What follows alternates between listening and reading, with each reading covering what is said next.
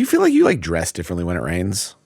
I should have, but I didn't today. I have these tan pants on that were very soaked before this recording. Yeah, like I feel like I should, but I don't have like rain gear. I feel like you have rain gear because you live in Seattle, right? I do. Well, I was going to ask, are you guys umbrella people or not umbrella people? For the longest time, I was not an umbrella person, and now I am. I feel like you just have to be. Sometimes it really helps you. Yeah, I feel like I wasn't, and now I am as well. I've been shamed for being an umbrella person by people before. In what way? That like it's annoying. Your umbrella gets in people's way. Like, why can't you just wear a raincoat and go? And I'm like, I don't know, man. Like, get out my way then. Yeah. I mean, a golf umbrella is totally inappropriate, but I feel like a normal umbrella is fine, and they are very effective. Yeah. Why you're I'm assuming you're not an umbrella person if you ask that question. Well, I think it's just like culturally and very much a no-go here. Yeah, like that's what I've heard. People with umbrellas are very clearly people who are either moved here or are visiting. And I think it has to do with like two things. One, like traditionally the rain in Seattle is frequent but not heavy. And like an umbrella, I think, is like your better bet when it's really coming down because it actually keeps the water off your body entirely. And I think there's also like, generalize here, like, people in New York a little more concerned about how they look when they are not outside in the rain. And so the umbrella does a better job of preserving the look than the raincoat. Definitely hard to look like too stylish when you take a raincoat off. It's like you're just kind of going to look disheveled a little bit. Yeah. So, like Patagonia is a Patagonia, A Patagonia is a Patagonia is a Patagonia is a Patagonia. Mm-hmm. All right, should we start the show? Yeah. All right, cool. Yeah.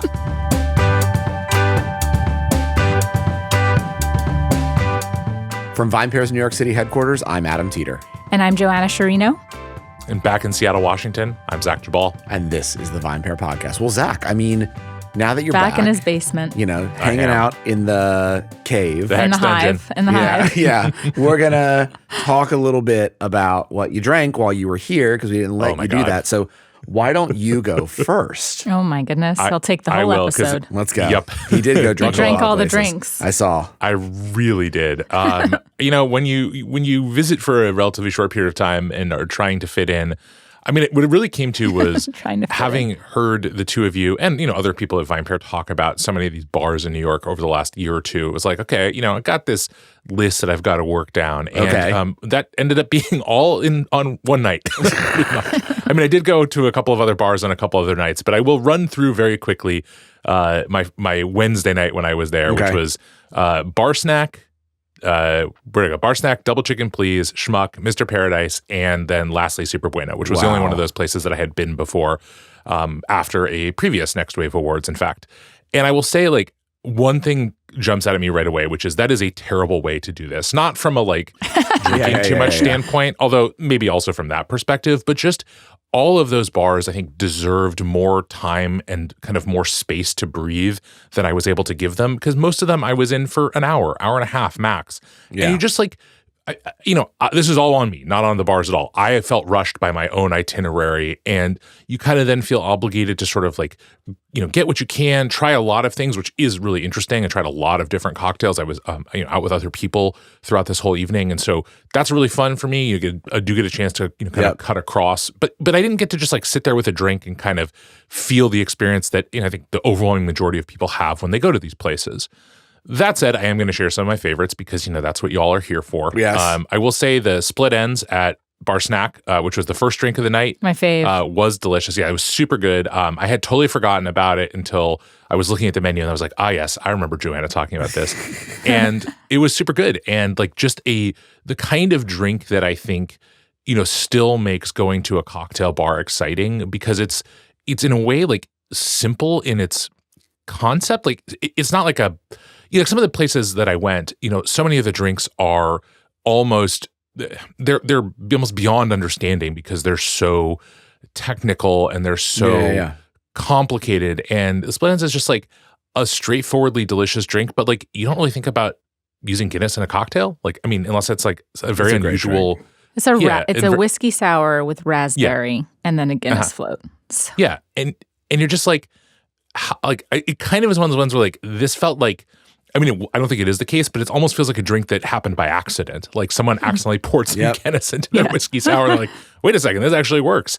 I will say at Double Chicken Please, the key lime pie was, I think, the drink maybe of the entire evening that really brought home to me how when the kind of culinary cocktail thing is done at its best, it is kind of a like, wow, this is such a spot on rendition of something. And also, I don't think I've ever had the key lime pie. I have not had that one. It must be Tell us about it. Yeah. Well, so, we're going to, especially because we're on camera and I don't have my phone out. I'm not even going to be able to tell you what was in it. I'm just going to tell you how it felt, which was, like I said, I like key lime pie a lot. Me too. It's delicious. And honestly, telling you the ingredients in a drink like that is almost beyond the point because you're never going to recreate it, right? Like so much of what makes. What was the base, though? I think it was a rum base, but God, don't quote me on that either. Okay. That makes sense. You can Google it, folks. Yeah, their menu's online, probably. But what I liked about it was, I think, again, to generalize, sometimes with the culinary cocktail thing, I end up in a position, and I shared this thought with both of you and some other folks who, maybe disagree with me on this take a little bit. But I think sometimes there are just a lot of foodstuffs that I don't really want rendered into drink form. Yeah. Because I like eating them, and I like drinking drinks that taste like drinks generally. But the key lime pie was a standout to me in terms of being something where I was like, wow, this is like a very cool drink that still fits into sort of the paradigm of what you would expect from a cocktail, but also very, very, very clearly tastes like the thing it is intended to taste like. Right. Moving on from that, I think I will say, there were some really interesting things going on at Schmuck. That was the place maybe where I felt most rushed, again, mostly of my own doing. We kind of ended up sitting on both sides of the bar and wasn't able to give either its full credence. So I did try the martini. You did both bars. You did the big bar. You did big and little. Yeah. and again, this was one where it's just kind of like everyone had an agenda that I was with, including me, and it was like, okay, we're trying to do all this, and you just kind of I didn't get to feel what I think you guys have described before, and I think other people have too, of like the sort of magic of the vibe. I will say it was the bar that was least like my expectations, just in terms of this, like the feel of it going in there. I don't know what I expected exactly, but I think I expected it to be like, I don't know, moodier, and it was more upbeat than I expected. I don't know if that makes sense, but it was like, especially the smaller side, which is like, obviously you're kind of packed in there and it's just going to feel, party. Yeah, definitely. But that was kind of cool. I kind of, it was more energetic than I sort of imagined. I don't know if that may just be my own bad imagination. And then, Mr. Paradise was fun as a kind of like unexpected deviation from the itinerary. But someone I was with knew one of the bartenders and wanted to go over there, and very close to Schmuck. So I was like, cool. Another bar that's been on the list that I never made it to. Yep. And then we went down to Super Bueno. And, you guys, I think we all share the same sort of appreciation for Super Bueno and just kind of how fun it is. And for me, it was kind of nice because, I'd been there before, so I didn't have quite the same sense of like, I have to try everything. I have to, there's all these drinks that I've been thinking about for years. And also, it's just like, it's a great bar and the cocktails are delicious and interesting and complicated without sacrificing to me. Like they're very clearly cocktails. And I dig that. So obviously lots else on the trip. I will say I also made it to Sip and Guzzle, to Katana Kitten, to the new bar at the Waldorf Astoria at Peacock Alley, which was very interesting. Yeah. Totally different vibe, obviously, like a Midtown hotel lobby bar, like could not be any more different than all the other bars I went to. But I did have a martini flight. That was kind of fun. And then obviously I did some drinking with you guys, but I will leave it there because that was a whole That's a lot. Like, travel. Oh I think it's interesting that you didn't go to any wine bars. It's true. This ended up being a super cocktail focused trip for me. I don't really know why that was. I do think one of the reasons was the cocktail bars, and maybe this is wrong, but the cocktail bars felt more kind of geographically connected. Yeah. And the wine bar recommendations I got were kind of like more all over the city, not even just in Manhattan. Obviously, there are cocktail bars in other parts of the city that people recommended too. And so to me, this felt doable for me in an evening or two, as opposed to kind of trying to get all over the place. And the other thing I heard was like a couple of the wine bars that people recommended, like, good luck. Like, you're not going to get in. Yeah, that's and annoying that was sort of a non-starter for me on a very limited amount of time. I feel like the hottest wine places right now are kind of harder to get into. They are, and they're small. A lot of them are small. They're restaurants, kind of. So I think it's interesting that you mentioned that, because there's a comment that people will hear that's made by Mo, one of the co-owners of Schmuck, when you hear the first episode of The Build Out, which is going to launch in a week from Monday. Nice little plug there. Yeah. Right. We didn't even plan that. And I asked him in the conversation why they chose the East Village. Mm-hmm. And he says that like they saw success in Europe for bars anywhere that you could do a crawl. So basically, that's in the feature for the Next Wave package. Yeah, he says that. Yeah, yeah. That was a big deal for them, right? That like the crawl is really important. The energy, right? The energy, the crawl. You feed off each other. The recommendations, and I almost wonder if like wine is missing that and doesn't understand that that could be important for it too. And what I mean by that is like a lot of these wine bars that exist really do exist as islands unto themselves, right? They pick neighborhoods where like they want to be the only wine bar. They try to capture you for the entire night, for dinner as well with food, as opposed to being a place where like they offer this and they want you to crawl somewhere else. I think the only place that you might be able to say is a neighborhood of wine bars maybe is the Lower East Side if you include Dimes Square, right? Where there's like a few really cool places all down there, but nothing is the same as the East Village when it comes to cocktail bars, and really now the West Village too for cocktail bars, right? Where, and you can see it happening in our neighborhood actually too, in Nomad, where there are a bunch of different cocktail bars all popping up where they want you to be able to crawl, right? And I feel like if that could happen in a neighborhood in New York, like if a neighborhood could become known for, like the Marais in Paris is known as that, right? There's a bunch of different really cool wine bars that you can go. Probably you have a glass one place, another place, and also I feel like that keeps the energy up where you know that you're going to pop around because you're going for glasses, right? You're not going for bottles. You're going to see like, okay, well, what do they have by the glass tonight? Then what do they have by the glass night? What do they have by the glass night? And they're easy places to walk in that reserve space for walk-ins, et cetera. I think that's also why the wine bars are harder, right?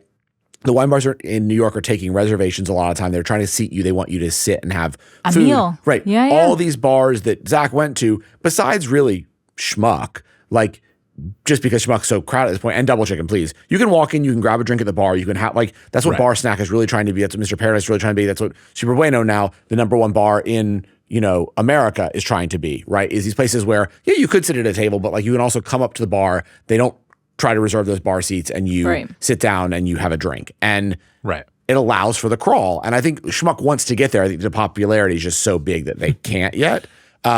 But yeah, I think that's a very unique thing that you bring up. I just feel like people don't consume wine that way. They don't think of it that way. But they do in so many other countries and in so many other cities. Like the concept of a bar crawl is a very normal thing. That's how a lot of people go out. But like there are so many people in New York that like to drink wine as their preferred beverage. And I think if that existed, they would do that. But it doesn't exist for all the limitations that we're talking about, right? It's that people are saying good luck getting in, that most of these places aren't really wine bars, they're restaurants. I mean, think if you can say on one hand, the wine bars in New York City, almost all of them are actually the best ones. Almost all of them are restaurants. Almost all of them are trying to keep you there. So they're not, none of them are trying to say, pop in. I'm even thinking about like Parcells in the West Village, right? It is across the street from Dante.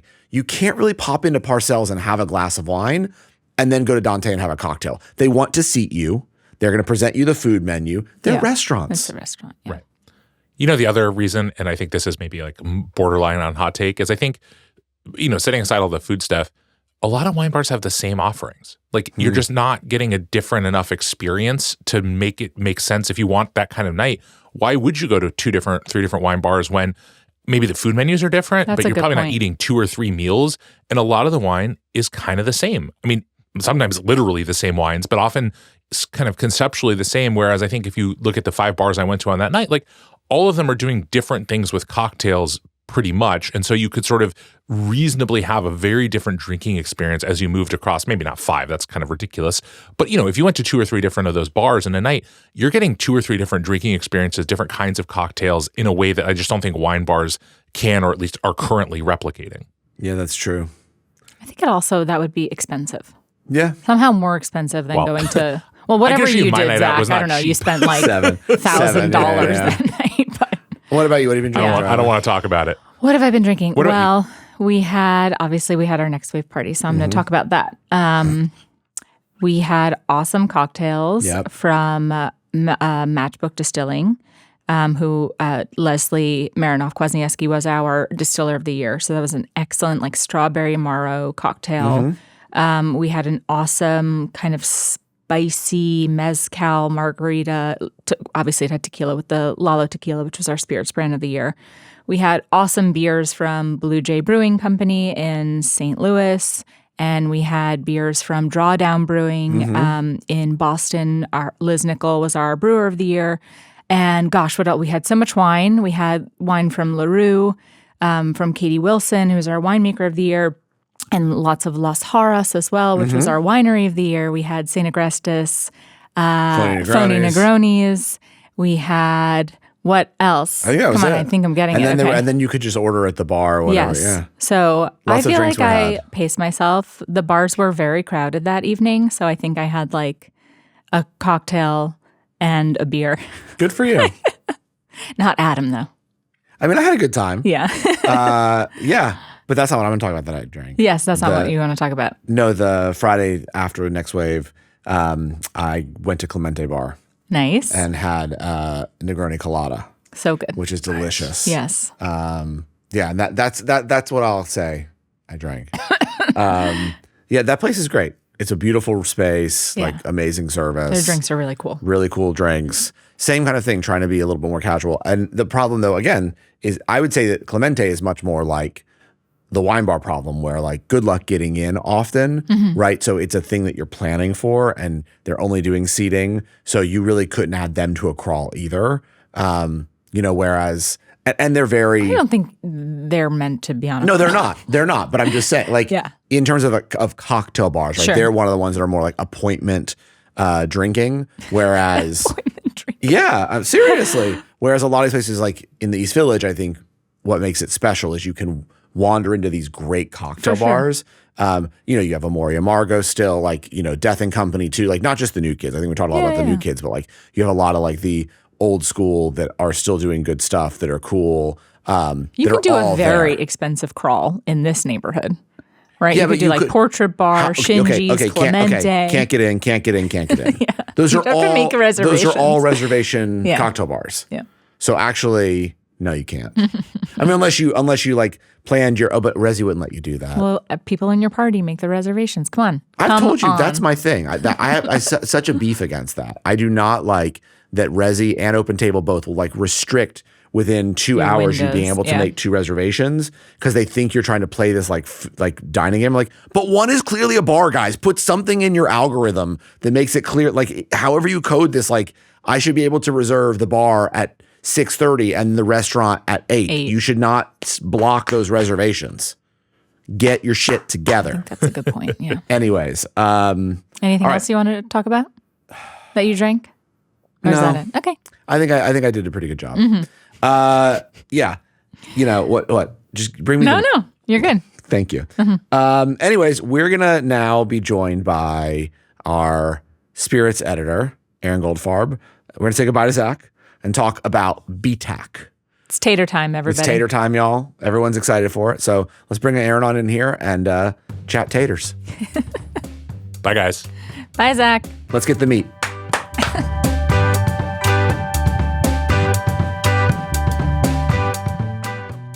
All right, Aaron. We're here with another edition of Tater Time. Yeah. So you recently got to experience the BTAC. I was on the big Sazerac guest list. Can't even undisclosed location in downtown New York with 50 of New York's finest writers, influencers. Are there that many? I don't know. There's a lot of people I didn't recognize. So don't think I got a private VIP tasting. I did not. So can you tell everybody about BTAC, what it is, when it started? So, Buffalo Trace was actually kind of ahead of the game. They start this high proof, mostly single barrel, expensive line of whiskey in the year 2000. I think it was $50 a bottle initially. Was this pre-Sazerac purchase? So Sazerac was purchased in 99, I believe. Okay, so this is like one of the first things they did, basically. Yeah, it might very well have been the first thing they did. Pappy wasn't huge yet. So it's kind of funny when you think back. And I probably had my first experience with BTAC in 2005 or so. A friend of mine who was a connoisseur had a collection, and they're beautiful bottles. And I thought, well, what's that? And I tried it. But, that was something you could still walk into stores and buy it for under $100 back then, which that's nuts. Was an extraordinary. 20 years ago, though. Yeah. I mean, even something like Booker's or Baker's was $30 or $40, which was seen as like, you don't need to pay this much for bourbon back then. So for them to release this line back then with, 120 proof bourbons, well-aged ryes, it was kind of a, I don't know what they were thinking, but they were right to think it, because it's really become number 2 to Pappy and the Tater. Do you think at the time, because you've covered this a while now, so I'm curious, like, do you think that they knew that Pappy was going to become big, or they had a feeling that it was going to become big, or they had a feel like, because I'm just obviously trying to think of like why they bought Buffalo Trace, why Cesar bought Buffalo Trace, and then how they had this vision to create this thing, and also sort of know that like it all would then, the whole distillery would kind of draft off of these things, which is or they just got stupid fucking lucky. No one knows exactly what the deal is between Van Winkle and Sazerac. Does Julian still own part of it? No one exactly knows what's going on. So it would be purposefully, right? Yeah, I mean, people have asked. People that work for the company sometimes tell me after a few that they don't even know like what the deal is. Do we own this thing fully? So I would guess Buffalo Trace Antique Collection was a chance to fully own a high-end line 100%. Right. And William Rue Weller is essentially barrel-proof Pappy. It's the same mash bill, well-aged, et cetera. And, now there's 5 other ones. Yeah. So that's what I would guess. It was like, okay, Pappy's kind of starting to take off. Who knows what percent we own back then? Do they own a percent? I don't know. I would guess. Here's our chance to 100% own a allocated line before allocated had even become a term. Thing, yeah. When did BTAC become like a thing with enthusiasts? Geez, I mean, it's like people in the know knew about it and they could still get it for MSRP, which eventually got up to about 80. I think it's about 150 now MSRP, but who really cares? You'll never get it for that. Who really cares? It was kind of, Pappy kind of takes off around 2011, 2012's the general, like, rubes are going to liquor stores and saying, you got any Pappy? And they're saying, no, of course not. BTAC's maybe a year or two later. 2014 is what I generally recall. So it happened quickly. Like, I mean, it took a while, but then they both popped around the same time. Yeah. Now even someone like me who's been drinking it and known about it for a long time, it's hard for me to even remember, there was a time I could go into a liquor store and buy, Pappy 15 for $80, George T. Stagg for $75. I didn't have that money back then, but there was a time. I had Pappy in 2013. No, you did not. I did. Our restaurant and drinks editor at Bon Appetit, Andrew Knowlton, someone had given him a bottle and he had it in his office and he was like doing a clean out or something and was like, people can come around for a pour of Pappy if they want on the staff. So this is like 2013. Right. So it was just becoming like, And you had a pour. And what'd you think? I don't know. I was like very young. I was like, this is great. I've had it once. That's the only time I've ever had it. I've had it once. A winemaker. Before I could appreciate what it was. A winemaker who like wanted to thank me when we put them on a list and I was out in Napa. It was like, I've got Pappy. You want a pour of it? And I was like, yeah. And I think it was Pappy 23. So you put people on the list for Pappy pours. Yeah, totally. I you know what? You That's heard next it here wave, first. actually. I won't. Look. I don't take the prisoner money. You know what I'm saying? Like some other publications do that juice the scores. But you got some Pappy. We can talk. Even going into more the fact of what does Buffalo Trace own, what does Sazerac own, they've never sent a sample of Pappy to any writer in the history of the world. And they don't need to, They right? never They don't will. need to. But they don't need to for BTAC, and yet they do. So maybe they aren't allowed to send Pappy samples. Or do you think they this like keeps people? I mean, there's all these conspiracy theories of like, is being nice to writers with BTAC what keeps writers writing about other stuff? I mean, I didn't know. I mean, I have a friend works at another large spirits company. Sent me a crazy text Monday. I'm like waiting at the Moynihan train station to go down to DC for an event we were having. I get this text from her. Holy shit. Sazerac is the largest alcohol company by volume? Like, how did that happen? And I was like, well, I've been there before. let me send you a video that I shot of, have you been into their room where it's every product they make? Yes, the vault. The vault. Yeah. So let me send you a picture of the vault. In a video. But the video takes a minute and a half for me to walk the entire room to show all the products this company makes. Yeah. And I'm like, so there's all these conspiracy theories about like, is that how they get you to buy all the products this company makes? Well, like, I remember when they used to have booths at BCB and you'd go, I didn't even know you had like 15 tequilas or plenty of liqueurs that stink and, it's crazy. It's crazy. So, I mean, so it pops off in like 2014, and then ever since then, it's just been like every year it feels like people are waiting with bated breath to like try these whiskeys. Yeah, I think to a certain extent, I think we probably hit peak BTAC already. And you think so? For sure. Yeah, I mean, anyone who's ever, certainly of my generation and a half generation younger, any of these people that have ever wanted to try BTAC at some time in the last 25 years, they've surely had a buddy share some with them. Yeah. Treated themselves to a pour, influenced enough that they got the big invite last week.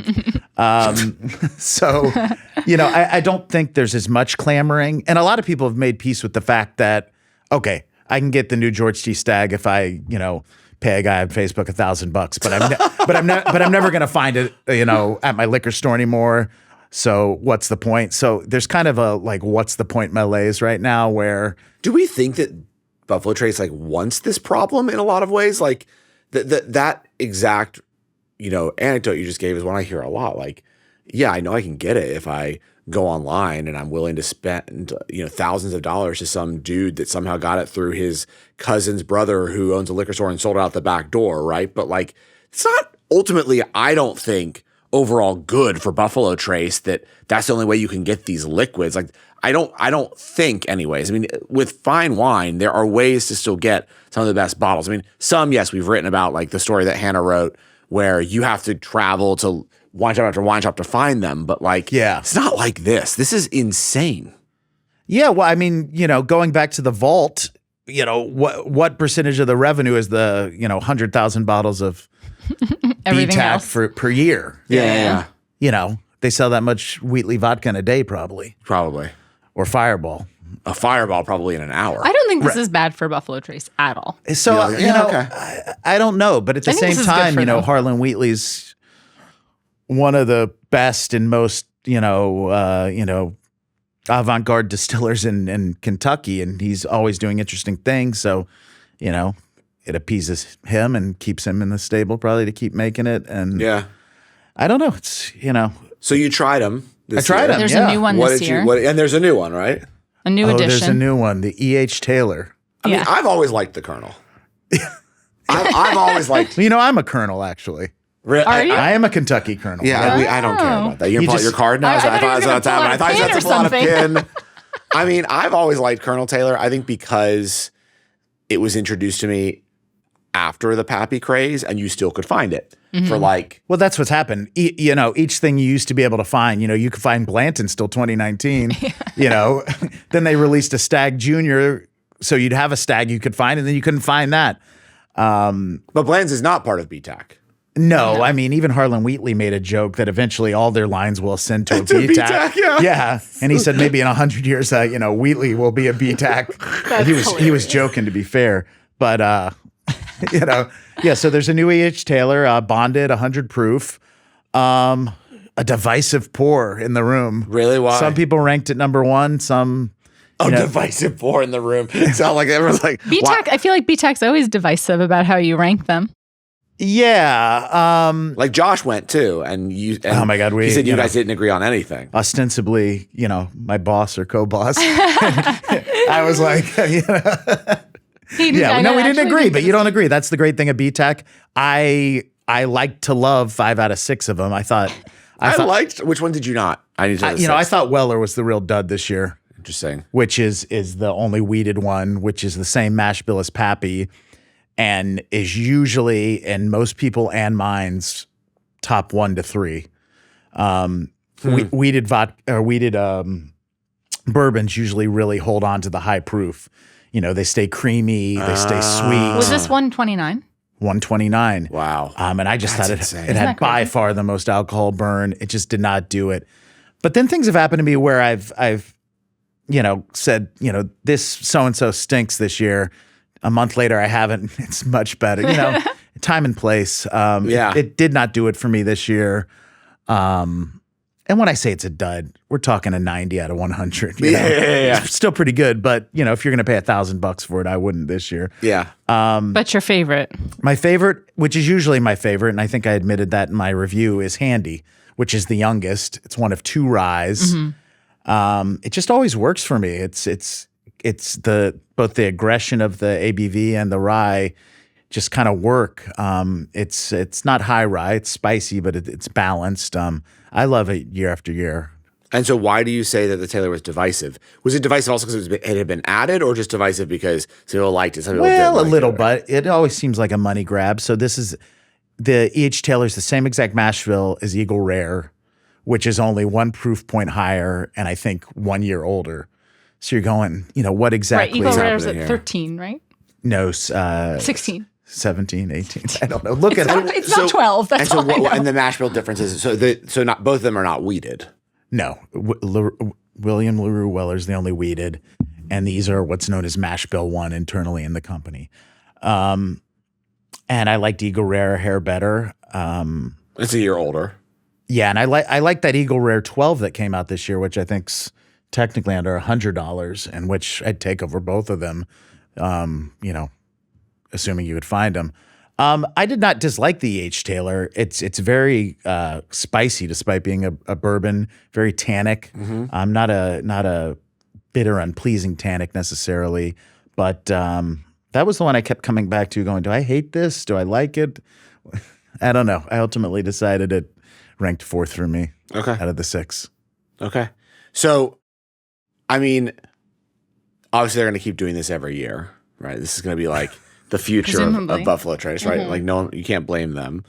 No, and they're all good, to be clear. Even when I make fun of them, they are good. They're great. At 150, you'd buy them all day. So then, I mean, what even is there now from Buffalo Trace that you could buy all day besides Buffalo Trace? What is there you can buy all day from Buffalo Trace? Well, if you go to duty free, they have lots of Blantons. Fireballs at. Are you saying that Blanton's is basically like the Willet pot still of No, well, the thing is, like, no one quite understands Buffalo Trace's distribution. Like, famously, Texas used to always get a lot of Weller. Yeah. Duty free gets a lot of Blantons. So depending on where you live, there's usually one Buffalo Trace product you see a lot of. I don't know what that would be in New York, but I feel like I used to see random liquor stores, which is I think why I became a fan of it. A lot of E.H. Taylor. okay, Like it'd be like I'll be in Astoria randomly. I feel like Astor has it too. Yeah, it used to be not that highly marked up. Now it gets gouged like everything else. Yeah. But as I said, I think they've hit kind of a max prices on all these, and it's starting to creep down. Interesting. So like would you if someone was gonna seek out the BTAC, would you tell them to seek it out? If you never had it before, you gotta have it. If you're a bourbon fan. Don't pay $1,000 to a guy on Facebook for this year's Weller. Yeah. But go to a finer restaurant or bar and treat yourself after. Have a pour, and it's like like a $200 pour. Hopefully the company card is out. And let's think about let's play a little game and then we can let you go. Okay. Okay. So you said 2000 when they start BTAC, right? And it doesn't it takes and it's only 3 bottles in the collection. And it takes till 2014 for it to really go bang. For it to become allocated as we know it. We know that there's kind of a little mini guy bust happening right now in bourbon. Yeah. There's way too much on the market. Had Kate Latz on to talk about that recently. Yes. But if you were to put your prediction cap on, are there any other bourbons out there that you think have the potential to be like a BTAC? Unicorns. Well, I think all the other allocated things are going the wrong way. You see Four Roses is trying to be sold. Yeah. Their limited edition's fantastic. Yeah. No one even really cares anymore. Parker's Heritage, also usually great. Does anyone care? The only one, and this has been written about, Rare Character's been able to somehow transcend this to a whole new audience of the next generation of taters. And way more limited than BTAC. They never had those, yeah. Yeah, and I mean, you won't even see them. You kind of need to, know a guy who knows a guy who knows a guy. Yeah, exactly. Or be a writer. But they're independent. It's great they're not stuff. Owned by anything. No, they're not owned by anyone. I'm sure Pablo and Pete, who own it, have gotten plenty of offers. But that's the only thing really, super exciting people and selling for ungodly amounts. Interesting.